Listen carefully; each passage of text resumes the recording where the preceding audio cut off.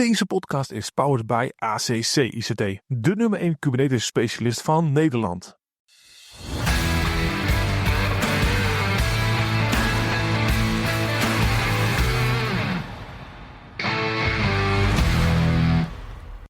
Welkom bij een nieuwe aflevering van de Nederlandse Kubernetes Podcast. De podcast over Kubernetes voor iedereen.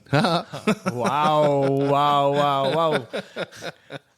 Jan Stomphorst, wat doe jij nou? Nou, ik probeer je even te helpen. Ja, nee, ik hoor het. Een beetje energie. Dankjewel. Erin, nee, heel goed. Ik zou zeggen, doe dat vaker, volhouden. Nou, ons laatste interview van vandaag over KubeCon. Ja. Op deze dag van KubeCon. We hebben er morgen nog veel meer. Ja. En heb je het nog steeds naar je zin, Jan? Vind je het helemaal leuk ik heb net even swag opgehaald. Ja. Dus en dit jaar moet ik wel zeggen, er is wat minder swag. Ja, heb ik ook dat gevoel inderdaad. Ja. En ik heb beloofd dat ik thuis zou komen met swag. Dus voor de kinderen. Dus we moeten morgen nog even ons best doen, denk ik. We gaan morgen ons best doen. Maar goed, daar heeft onze gast verder niks mee te maken. Nee, daar heeft onze gast helemaal niks mee te maken. En vooralsnog gaan wij gewoon even naar onze gast. Yeah, so I will switch to English. Now I would like to introduce Mustafa Hadadian. And I hope I didn't butcher it this time because I practiced it and it went very well. But Mustafa, welcome. Thank you. Mustafa, for the people who don't know you yet, can you please give an introduction of yourself? Yeah, so my name is Mustafa and my last name is Hadadian. Hadadian, yeah. Yes, that's right. what I heard myself saying it. And I think, oh no, I know. Okay. That's cool. Yeah, so I'm finishing my PhD at the University of Groningen.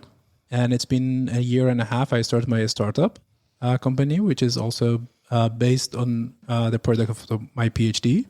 Okay. Yeah, I've been living in the Netherlands for almost 5 years now. Nice. Yeah. And what got you interested in the IT? So how did you get started? In IT, you can go back to my childhood, perhaps. Yeah, okay, that's what we want to hear. What was the little Mustafa thinking when he saw a computer? Yeah, so I was, I guess, 5 or 6 when we bought our first computer. Yeah. And I was used to play all video games. And of not course. A Windows game only. Also the other games emulated on top of Windows. So that's how it started with the IT. And then also through my high school, I was developing video games. Oh, cool. Yeah, so this is how I get to IT. My studies also were on computer science. So I've been in... so I tried to continue with game development, but then I moved to data processing, and then big data processing, and then my PhD switched to, let's say, not only data processing per se with this Apache big data, but I tried to build something, so not to be a consumer, also be a producer, so like build a platform for data processing. Okay. And I have to ask, what's your favorite game? There are a lot of one. Yeah. You can name a few. I'm interested. FIFA. FIFA, of course. Yeah. Okay. Yeah, I've been on the top 200 on the global leaderboard. Oh, nice. Yeah, something to brag. yeah. With your awesome. foot for Ultimate Team. Yeah. Okay, nice. And then I thought that okay, this is an obsession. I have to leave it behind. Otherwise, I will be spending all my time playing a game. But the other video games that I like, for example, God of War, Devil May Cry. Nice. Age of Empires from old age. yeah. Age of Empires to LAN parties and stuff, right? Yeah. Man of culture, I hear. Yeah. Nice. Real culture. Yeah. I have a talk here, and it's a very long name. The Extensible Kubernetes CRDs via inheritance for modularity and reuse. Yeah. Can you tell us about what it's about, the talk? So this was a poster session. Yeah. We were doing this with my master student, Nick, which we worked on this project as a side project of a bigger project called ACIDA, which is for evolutionary changes in data analysis. and we try to implement is a relationship in Kubernetes, because we used to use this technology in Java, for example, in object-oriented programming. And then we sense, okay, this is something that Kubernetes is missing. So let's try it out. And what the motivation is that so that you can have, let's say, a general interface and let's say switch the different implementation. For example, you can have a service definition, which is the API, and a service implementation, which actually implements that API. So and give you a bit more, a specific example is that, for example, you have a message queue. Yeah. And this is what the app developer cares about. They want a message queue. But for example, the platform engineers is the one who is saying, okay, for this message queue, I want to implement this via RabbitMQ, or I want a Kafka. So based on the requirements of platform engineer, they will decide, okay, this should be, which controller should take this resource. Right. Okay. Okay. And this is one of the use case. Yeah. The other thing is that so you will have a general API, and you will have also a specialized API, like the old school example. You have animal, cat, dog, and if you want to get all the animals, you can call it from the API of animal. So if, for example, you want to have all your message queues, either it's a RabbitMQ or Kafka, you can say, okay, kubectl get message queue. You will get all.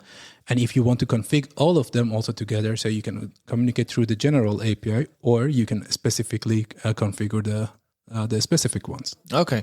Just for me and maybe some other listeners, this CRDs, the custom resource definitions, aren't they extendable from the get-go, or is there something else you need to go? Also look to you. Is that No, they're not extendable per se. They're extension of Kubernetes base resources. There's a Kubernetes API.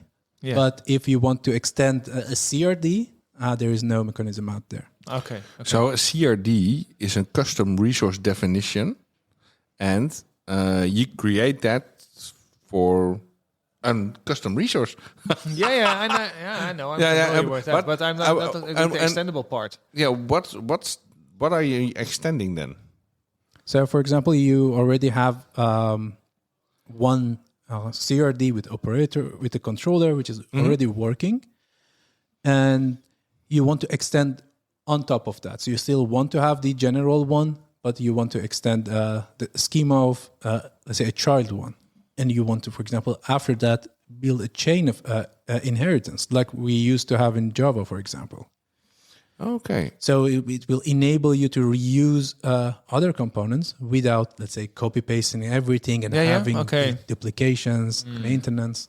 You said the magic word. So Yeah? Yeah, you said Java. Oh, no. No. No. Okay. This is a running gag in the podcast. But, Heap. But heap. sorry. But now it's so you're doing an CRD like on message queues, just keeping in your example, and then extend your CRDs with RabbitMQ and Kafka. So the extension is possibly a different kind of software. It's a different CRD. Yeah. But in this example, actually, it's like abstract classes and concrete classes in Java term, which you can have, let's say, abstract message queue and implemented by, for example, Kafka, or implemented by RabbitMQ. But And if you have to explain that to him or to our listeners, who are not like the tech guys, but how do you, in simplified terms, how do you explain that? Let's say there are two aspects to this. One is abstracting, and how I can explain is that the developer doesn't want to care about how this thing should be deployed in Kubernetes. But this is something that the other person, let's say more techie guys with the Kubernetes experience, they care about the implementation. So you will have an abstract interface API. I guess this is somehow general, so you can also understand it. Yeah. I'm not that. I can understand. You're not that stupid. No, I wouldn't say stupid, but it's no fine. you're not stupid. Yeah. So you can have this abstract API, and then you can have a specific implementation for that, which in Kubernetes or in operator terms, specific controllers, Right. who can pick this up based on their requirements. So this is for one part. The other part is that when you inherit something, so for example, I will go with deployment because it's a well-known resource, and you want to extend the behavior or extend what Kubernetes already offer, and you want to put, for example, more thing to this custom resource, but you don't want to replicate the whole CRD of or a definition of deployment. Yeah, okay. So you want to add only a few things to that. So you should be able to do that and not copy pasting the whole deployment. So you're inheriting. I'm familiar with the term inheritance and how that works. I worked with Windows and user groups and inheritance and rights and stuff, and it's always fun. Yeah, and you have the option. What was the option always? Don't look at the inheritance, well, otherwise you cannot delete or change anything that is inherited from the top down. Yeah, so there are other sets of rules. I don't know if that also applies from this on this part, because if you inherited of extended CRDs and you inherited from top down, and you say I'm at this level, a few levels, like say 3 levels down, but I don't want that inherited part in this situation. Is that something also you say that's you cannot like remove that part and the top 2 levels above still have that inheritance, right? That's another way of looking. You understand where I'm coming from? I'm looking specifically from a rights perspective, and maybe it doesn't really apply. It's a bit different. It's not. I think it's not applicable. No, I'm trying to get my head around it. I know the inheritance part, but So to keep it simple, so we've got deployment, and we're extending that and keeping deployment as a whole, and extending that with some extra values and stuff. If we do Kubernetes upgrade, and the deployments API changes, what happens? So you're pointing at so when you're extending, you're pointing at a specific version, so it doesn't directly affect. Okay, yeah. Unless you want to update also your extension. Okay, so I have to do manually check and do a new version of my development API, and then extend that again to support my application. Yeah, so technically you should be able also to do, let's say, automatically updating. But when we first proposed this, we come up with this problem that then your platform is not predictable, because you don't know which version actually is running right now, and what was the behavior that was expected from this. So then we said, okay, let's for now fix the version referencing. And why don't I want to copy the complete object?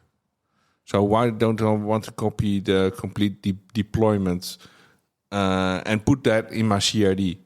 Because then you will be replicating your CRDs.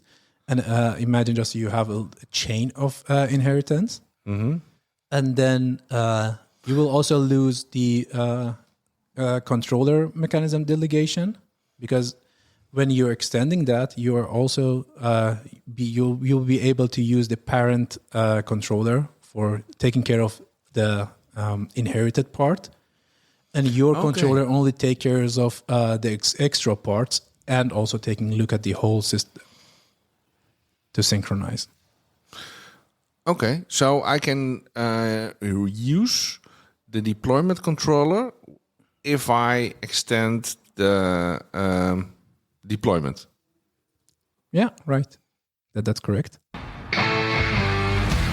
Kost het beheer van Kubernetes je veel tijd en expertise?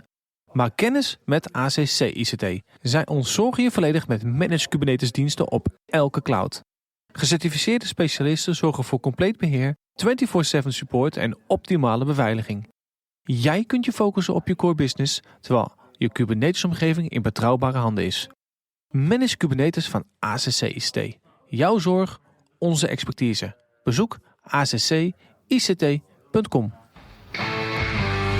This is more your part, you know. And yes, you're saying I'm extending, for example, the deployment multiple times, and so layer deeper, and then layer deeper. But what is the use? You said the use case, but do you have more use cases for that? Yeah. So the main use case for us, or the idea, the way why we started with this was with data processing pipelines. Mm-hmm. So, for example, you can define the behavior for how to manage a classifier as a model. Then there will be some specific classifiers that needs a specific attention for how to deploy those. Like, for example, some of them may need, they are GPU intensive or they are CPU intensive. You will need, which kind of resources should I give to this?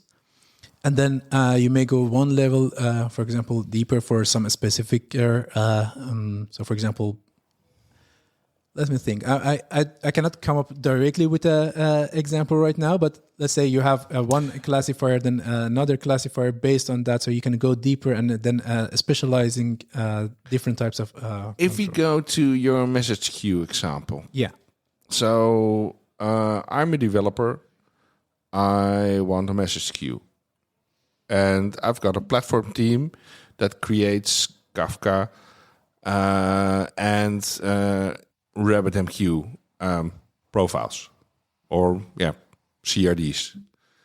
What do I do then? What do I have to do as developer? What kind of developer you were speaking? Like the developer? No, I mean, but the developer of the software. App? You have the app. Okay. So as the developer of the app, so you only need to define that, for example, you need a message queue. Yeah. And you will fill your resource, your YAML file. Mm-hmm. And that's what you need to do. But we will have, let's say, platform engineers. They are taking care of the Kubernetes part or the deployment, how this CRD should be translated to built-in resources, let's say.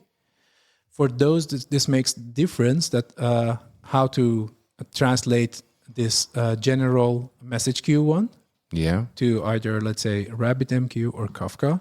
And the ways that, so the application developer fill in the spec, and the platform engineers has the option to annotate this resources. Either it should be implemented by Kafka or RabbitMQ, and then also the platform engineer needs to develop two controllers, one for RabbitMQ, one for Kafka. And based on the annotation, it will say, okay, if annotation is RabbitMQ, the RabbitMQ one will work on that and drop the Kafka ones, for example. Okay, and if we want to extend that CRD then with something else like a secure connection or something else, is that then done by the developer or by the platform team? Platform team. So, for example, can go one level, let's say, deeper for Kafka. That's what we experienced. Mm-hmm. Is that you may need some messages or short messages. Yeah. Needs different configuration, but sometimes you may have, let's say, bigger messages. And the priority, for example, for someone is throughput, for the other one might be latency. So different configurations going on, but so still it's a Kafka top message queue. Yeah. But based on the need, still needs a specialized tuning. So which can be extended. Can we see it then that we're abstracting a bit away from the developer? So the developer only says in his YAML deployment, I want Kafka and I want secure or short connections, and I want something else. I put that part in my YAML, and Kubernetes translates that to a complete Kafka installation with all the things I need, and that's made by the platform team. Exactly. You got it? Do you understand it also? Yeah, I think I need to re-listen this episode when it's coming out, and I will get it figured No, out. it's I think it's not that difficult to follow, but it's It's like the first abstracting. time you're hearing it, and if you're not coming from like a practical use, I'm not a practical Kubernetes user. You know, he's working it with it every day, and I know what he's talking about, but don't ask me to repeat it. You know, and that's but it's just repeat, and it's just extending your CRD. I'm gone. It's very easy. yeah. So that's cool. So that's a practical use. And you formed your company around that, you said. It's not around this. This is a side project, which it's an incubation. Right. Okay. But the company is based on let's say on the other project. The SIDA project is the main one, and that it's running on a different design pattern for controllers, which implemented has a relationship, which is, let's say, more of a composition. And then we saw, it could be cool if we also have is a relationship, an inheritance. And then with Nick, which was a master student, we initiated this project, and he's been working on this project so hard, which we made it to make a good proof of concept that we were able to present in just today. And we got a lot of attention actually for that. And we saw that there, or assumption that there is a need for it, it's validated to some good extent because we saw a lot of people interested in this approach. Could you tell us the proof of concept? So the proof of concept of this side project is, so we implemented that with mostly with operators. So, for example, for inheritance part, you can have a controller who is syncing between parent and child. So we do have an inheritance controller, which always keep track of this inheritance chain. And for the user, it should be very easy to use it because it's just configuring your inheritance with annotations. So you don't need to change so many things. You just need to add some annotations. Then our controller will pick that up and will understand, okay, this is an extension to the other one. I need to know that. I need to create this resource as a concrete one so that the other Kubernetes operators understand that. And it will allow you to interact with both parents and child through both APIs. Like, for example, you can configure all your message queues through kubectl, patching them, or you want to get all your message queues. I'm keep using this message queue example, but it's more generalized, so you can be anything. But you can say, for example, kubectl get all message queues. So it doesn't matter if it's implemented by Kafka or it's implemented by RabbitMQ or other message queues, you will get everything. Or you can configure all of them, and you can also have control over the specific or the specialized resources, also through their specific APIs. Okay. Awesome. Yeah.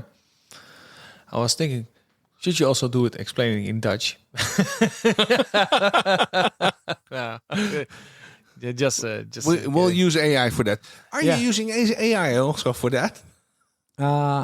No, this is a specific part, but in our main project, we use AI.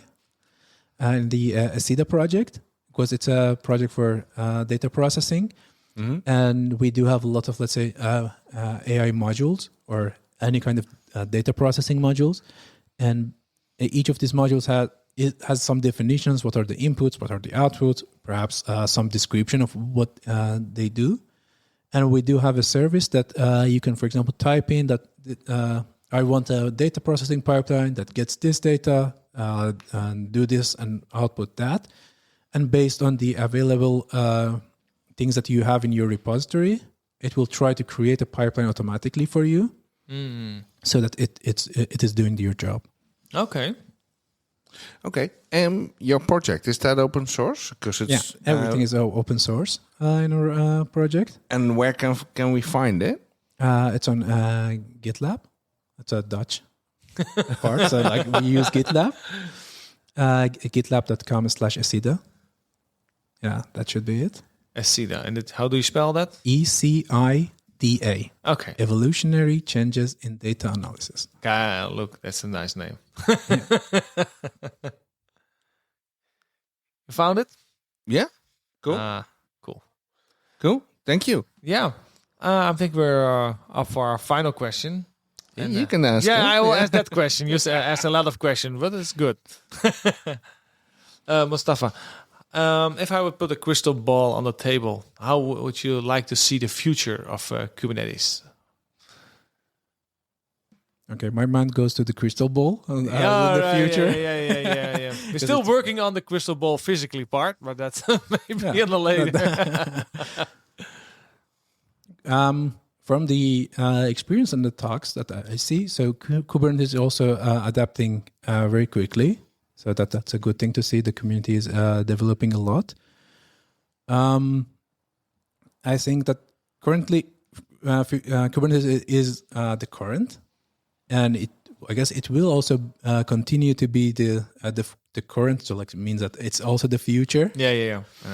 Because I see that there are a lot of things happening around the AI things also with the LLMs, which I guess when I started my company, when we were discussing about LLMs on Kubernetes, it was like, no, that's not the way you go. Because, you need supercomputers, not this distributed computing. But now we can see that the community drive that also for adapting these types of workloads. Yeah, they're almost expecting it to put it on Kubernetes. Yeah.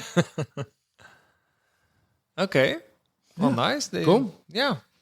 Well, Mustafa, thank you for this explanation, and I learned a lot. I think what I said, I need to get my head around it because it was quite technical on this side. But again, thanks again for explaining it, and hopefully the next time we talk to you, we can have a deeper discussion. And I'm curious where your company and the development of this project leads to. Thank you very much. Thank you very much. Yeah, thank you for the invitation and also leading this podcast. It's very interesting to see it. Yeah, okay. Well, thanks. Deze podcast is een initiatief van ACC ICT en wij zijn te beluisteren op onze website k8spodcast.nl via Spotify, Apple en alle andere favoriete podcastproviders.